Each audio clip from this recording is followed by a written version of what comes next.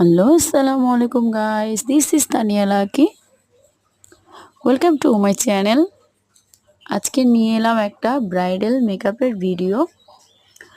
বৃষ্টিতে ভিজতে ভিজতে চলে গিয়েছিলাম এই আপিটার বাসায়। গিয়ে এই আপিটাকে এই লুকটা ক্রিয়েট করলাম।